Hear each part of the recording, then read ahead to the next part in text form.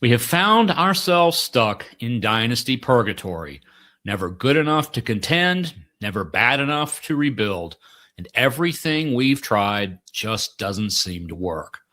Last week, we diagnosed why we're in purgatory. This week, we are plotting our escape on Dynasty Compass.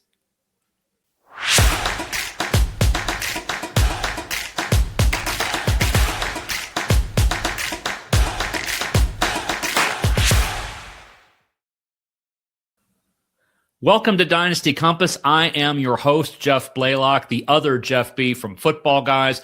Thank you so much for watching or listening today. This show cannot exist without you. Today is the second part of our 2-episode discussion of Dynasty Purgatory. In part 1, we discussed how we got ourselves stuck. Maybe we were relying on a cavalry that either never came nor it didn't save us when it got here. Perhaps we were needing luck to break our way much more than it should. Maybe we were having expectations that didn't match reality. And on top of all of that, perhaps we were using flawed reasoning to make our dynasty decisions. So now that we know why we're stuck, we can get moving again. Now, our titular Dynasty Compass has 4 directions, and we're going to look at each of them today. Based on the circumstances of your team and the dynamics of your league, one of those 4 will be the most logical course. But before we can start a course, we need to take a look at the 4 universal laws of escaping purgatory that will apply in any of the 4 directions we choose to go in. The first of these universal laws is to fix real weaknesses, not cosmetic ones. Now, it's always tempting to grab the shiny object, even if it doesn't really help that much. I mean, how many times has an NFL team in desperate need of offensive linemen drafted a wide receiver instead? And we might feel the exciting rush of this fabulous new toy, but our underlying problem is still there. We can't protect the quarterback. So he can't get the ball to this deep threat wide receiver that we just drafted. That's a vanity fix. We've fixed a need by upgrading our wide receiver room, but that wasn't what we needed to do. We needed offensive line help. We've left a structural problem in place. In an earlier episode, I used a metaphor about our patio furniture and how simply rearranging the patio furniture does not add value to the house, but fixing the rotting desk that it sits on most certainly does add value to the house. Now, rearranging patio furniture feels productive, and it might even look good until it falls through your rotten deck. We haven't increased the value of the home. We've just moved the patio furniture around. And in much the same way, dynasty managers in purgatory seem to be moving patio furniture. They need to resist making cosmetic changes and go for the structural changes instead. If you don't have a true wide receiver 1, getting a third running back doesn't really help. And if you're in Superflex without 2 solid starting quarterbacks, then getting a hot prospect at tight end doesn't help either. We have to assess the actual needs of our team and then fix them. Which brings us to the second law. Make the most impactful moves first. Some moves are going to get us out of purgatory faster than others, and those are going to be the ones that have the most impact on our rosters. So now that we've ruled out the cosmetic changes, we can prioritize the impactful ones and thus apply our limited capital to those kinds of investments. Now, I'm assuming that if you are in purgatory, you have a limited draft capital and you don't have a lot of players that you can trade. Otherwise, you would not be in purgatory to begin with. So with this limited capital, we need to prioritize how we're going to spend it. The important thing is not to spend the capital on small upgrades just because we can afford them. We should go after the biggest impacts that we can make. One of those impacts is what Law 3 covers: upside, upside, upside. A decent floor is not going to get you out of purgatory. Focusing on floors will keep you there, will keep you average. When you start players with decent floors, that doesn't change anything because decent floors are interchangeable. Anyone with a decent floor fits in your lineup just as well as anyone else. It's probably very likely that you've got backups who also have similar safe floors, and these people are clogging your roster. We need you to aim higher. We need to increase the height of the ceiling with higher upside players, not volume-based churners. And that may mean we need to part with players who have roughly the same floor, who we may have had on our roster for some time, and we may insert into our starting lineups periodically. Now, to be clear, when we are going after upside, this is not about chasing lottery tickets. We're not going to get out of purgatory by throwing darts. This is about running backs who play 3 downs, who get high-value red zone touches. This is about wide receivers with high air yard shares and high average depth of target and red zone targets. This is about quarterbacks who run. This is about tight ends who are essentially big-bodied wide receivers and get more volume than a typical blocking tight end. These are people who are going to squeeze a little bit more value out of every time they're on the field and every touch they have. Volume should be viewed as a bonus, not a requirement. That's upside. The fourth law is commit. I've said it before. I will say it many more times. The biggest mistake that dynasty managers make is they make moves without having a strategy in place. Now, the second biggest mistake they make is to change strategies so often that they fight each other. Let's go back to our house remodel for a second. If we don't commit to the remodel, it would be like we're tearing out a wall to extend the kitchen, only to make it into a deck, which we then tear down to build a pool, which we decide to fill in for a vegetable garden so we can cook better in our kitchen, but the kitchen is still in ruins, so we eat out. Going in one direction consistently is the fastest way out of purgatory, just as finishing one project in your house remodel is more effective than not finishing any and starting a whole bunch. Now, finishing the job to get out of purgatory may take more than one season. It may take multiple trades. It may take multiple drafts. So commit. And it will actually take less time to get where you're going than if you don't commit. It turns out that commitment and consistency are the shortcuts. So if we're going to commit to a course, we really need to choose a course. We need to pick a direction. But that choice should be informed by the circumstances of our team and the dynamics of our league, not so much our heart, because what our heart wants may not match what we're best able to do. So let's look at each of the 4 cardinal directions, starting with south. Now, in our compass metaphor, south is a total rebuild. It is the land of the rebuilders. If you are a middling 500 team, going to straight rebuild is dramatic, perhaps, but it's often the most effective way out of purgatory. So when should south be the direction you should go? Well, there are several circumstances of your team and of your league that really play into this. So what we want to see is how many of these actually apply to the teams that we have now. One of these is that your roster has low floor and low ceiling. It is consistently below league average scores. You'll need a lot of luck just to get your scores up to the league average. You have few cornerstones, and there are multiple next man ups in your lineup on a weekly basis. These are not the players that you want in your lineup regularly. You want set and forget starters. You want cornerstones. If you have a number of next man ups, you need upgrades in those positions. And maybe you have an aging roster where you have age not only in your starters, but also in your depth. Perhaps your roster is stagnant. You've had many underperforming players for a while. Maybe you drafted them several years ago. And maybe your roster is mismatched. You have too many people in one position and not enough in another, so that you actually have to leave a player on your bench who would score more points for you, who would be a better starter than someone you have to play because of positional restraints. If you have veterans on your team that contenders could actually want, that you have, or you can acquire multiple premium draft picks, And importantly, that there is an active trade market in your league so that your veterans can be moved for those draft picks. Because in a rebuild, what we really want are premium draft picks, first and second rounders.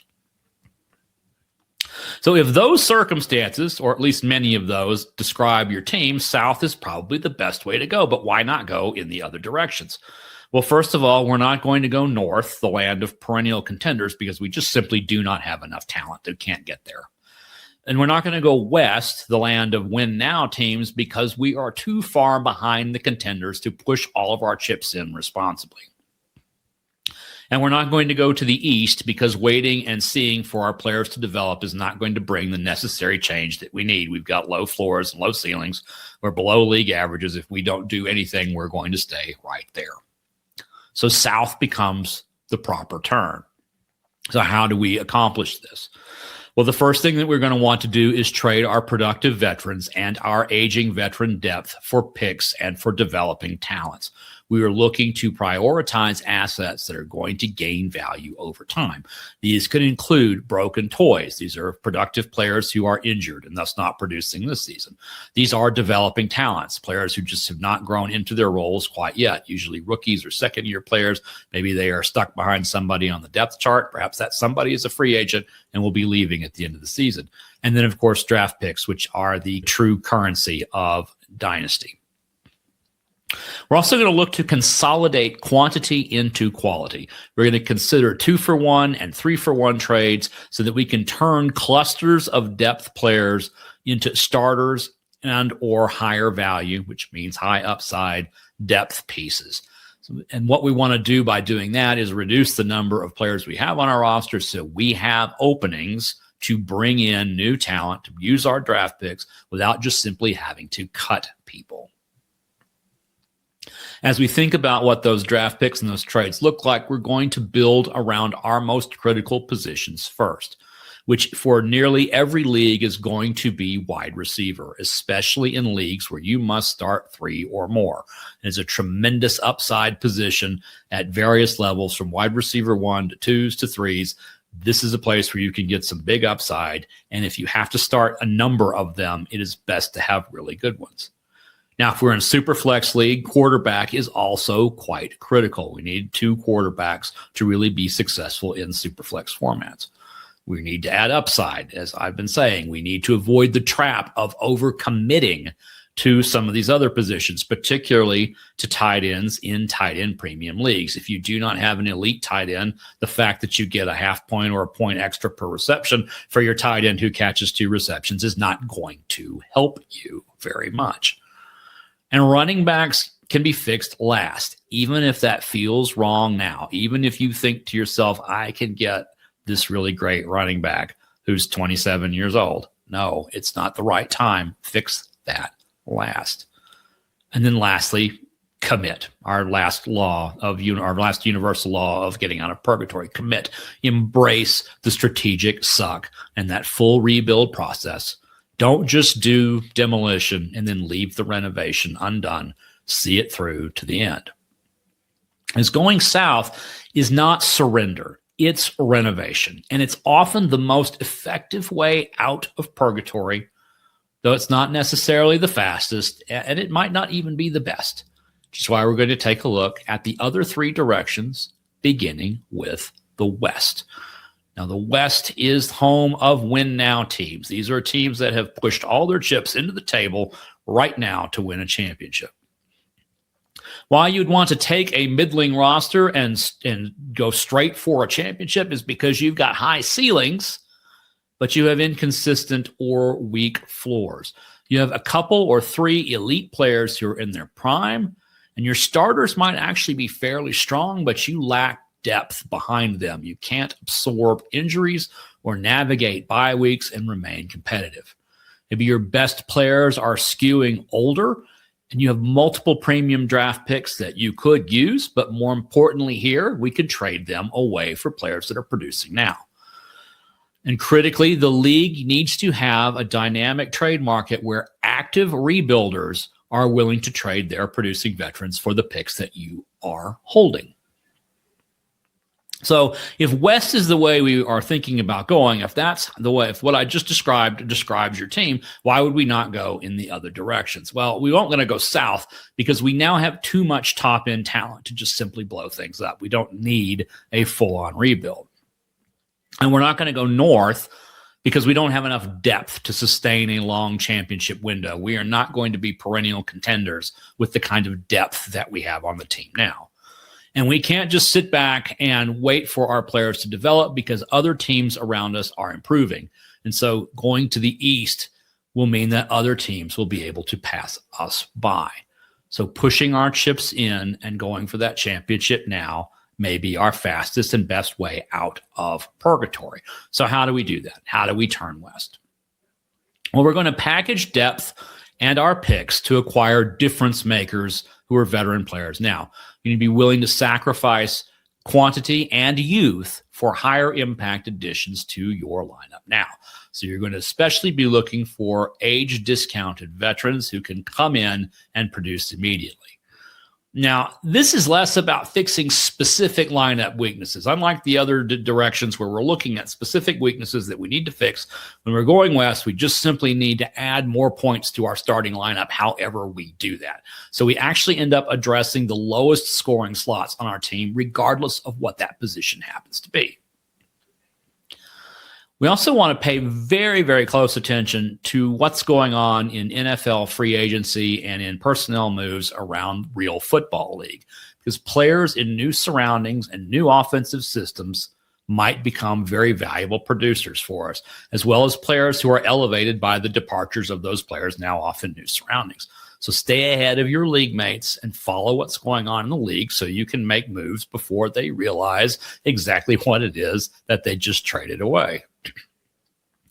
And if any turn to the west, any win now situation, we are willing to sacrifice the future in order to win now. And so that means that a turn south is ultimately coming, and it may be a difficult path once you have to take it. But the reward may be a championship in the short term. I have never met a dynasty manager who complained about their rebuild when they have a championship trophy sitting behind them. Going west is a gamble, yes.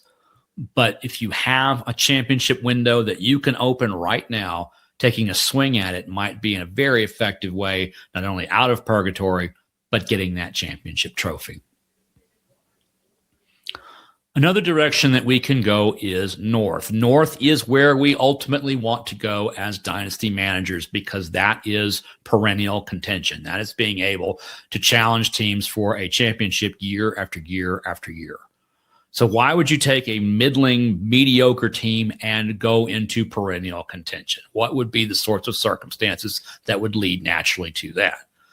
Well, the biggest and most important is that your weekly projections are actually above league average, that you don't really need luck to swing your way in order to win championships or to win in your league. You've got multiple cornerstones and multiple stable set and forgets at key positions. You may just be missing a couple of pieces. If you have solid but uneven depth, you can weather injuries and navigate bye weeks at some positions, but not others. But your roster across the board has a balanced age profile. You have a nice mix of aging veterans, players in their prime, and young developing talents. You have some draft capital, enough to maintain and reinforce what you're doing, but neither enough to overhaul your roster or trade away for other assets. And importantly, if we're going to take an average middling roster and go contend, there cannot already be a dominant super team blocking our path. What we really are looking for here is a league where 5 people are all 9-5 and 8-6, because that is the kind of a league you can contend in fairly easily.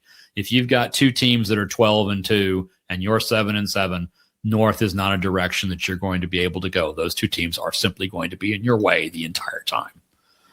So why not the other directions? You don't want to go south because there is no need to rebuild. Your foundation is strong. And you don't need to go west because there is no need to sacrifice your future to win now. You're going to be strong enough to win over several years.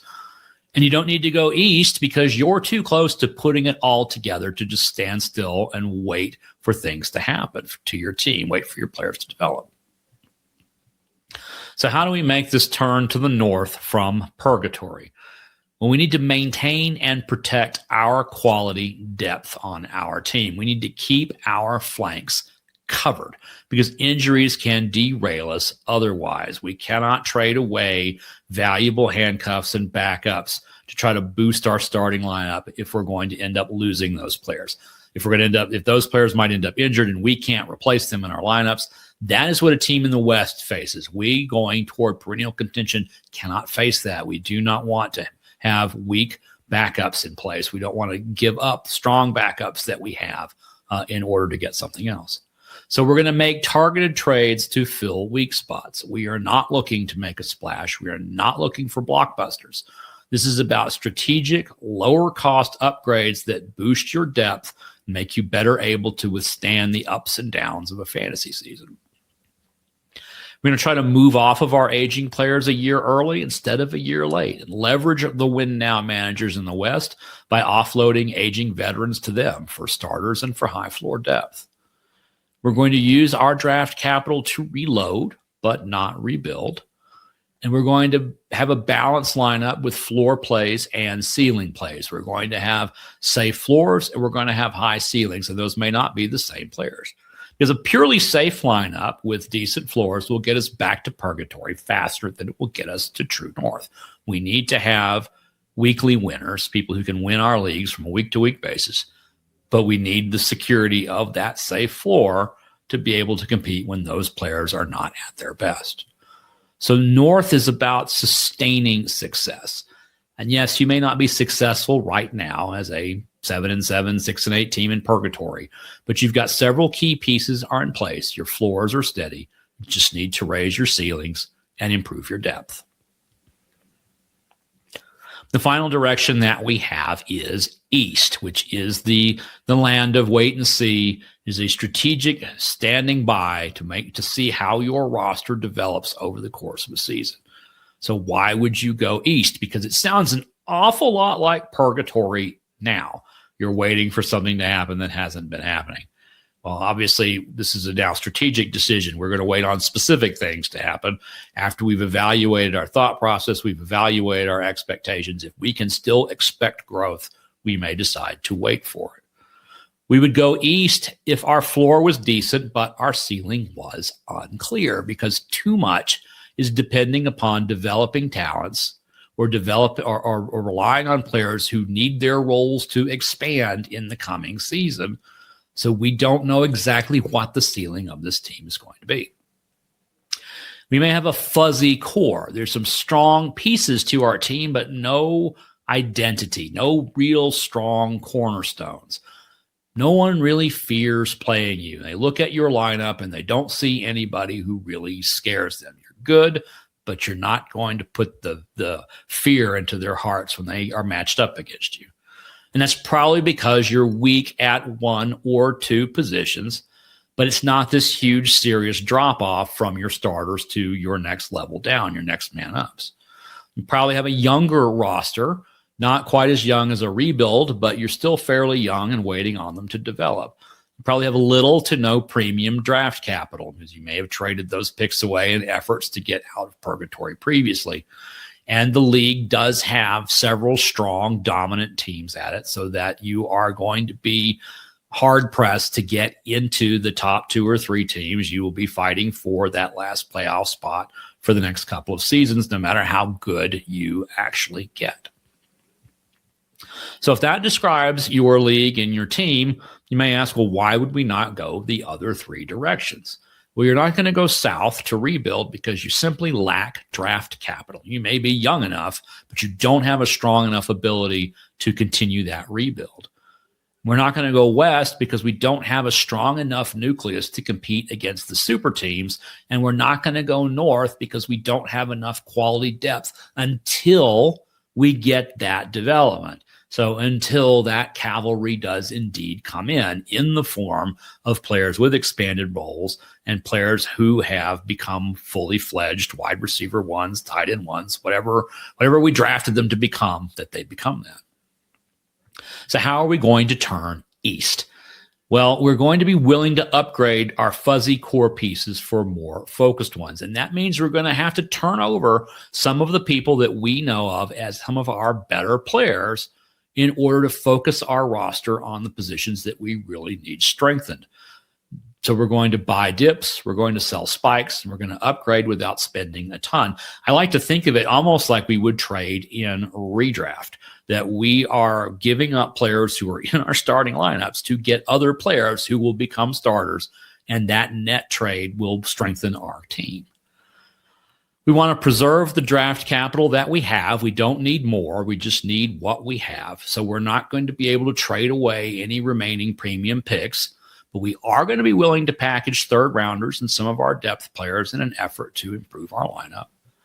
And like some of the other directions, we want to keep our eyes focused on player situations in the NFL. You're looking for expanding roles, not shrinking ones. You're looking for more efficiency and opportunity, not less. And you're looking for chances where free agency either opens up a player for more work or moves a player into a better environment.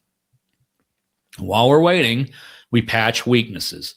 And part of why we're here now is the cavalry hasn't had time to muster itself, so we're not going to give up on them. But we also have to shore them up just in case one or two or more of them are not going to be able to deliver. And the most important thing, because it's the easiest thing to do when you are in the East, is to fall into complacency. We want to avoid that. The East is truly an active direction. It is a strategy. It is not just simply standing by and watching the world go by. It is not a passive strategy. It is active. East is about giving our roster the time to come together, compete while we can, and bide our time before setting off to the North, perennial contention, the West, win now, or if it just simply isn't working, going south to rebuild. So let's bring all this home. I know I've talked about a lot. There's been a lot I've thrown at you, and there's a lot of details. So we've got 4 different directions. We've got multiple things we need to think about, multiple ways we can get there. But whatever we want to do, whichever direction we're going to go, we do need to follow those 4 universal laws. We need to fix our real weaknesses, not our cosmetic ones. We need to make the most impactful moves first. We need upside, upside, upside. And we need to fully commit to our course and see it through. So which course?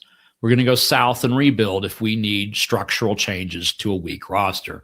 We're going to go to the West, a win now position, if we see a championship window opening and know it won't be open for very long. We're going to go to the North, perennial contention, if we've got the key pieces, but we have an unbalanced roster, perhaps not quite the depth that we need. And we're going to go to the East if we need more clarity or more time to see what our roster truly is before we commit to a different course of action. So being in purgatory is not about a lack of activity. It's about a lack of strategy. You're not stuck in purgatory because you can't move or because there's nothing that you can do to get unstuck. It's because the moves you have been making just simply haven't gotten it done. Perhaps they were fighting each other. Perhaps they were based on flawed expectations. Maybe they were even rooted in fear. But after these 2 episodes, you now know why you're stuck and how to get moving again. So choose your direction based on what's best for your roster circumstances and the best fit for the dynamics of your league. Follow that plan, give it time to work, and you will feel the wind at your back once again. Thank you so much for listening or watching. And as always, if you have found this show helpful, please like, please subscribe, please leave a positive review, please share us on social media, please tell your friends about us. That helps more than you know to make this show possible. And thank you so much again. I am Jeff Blaylock, and we will see you next week on Dynasty Compass.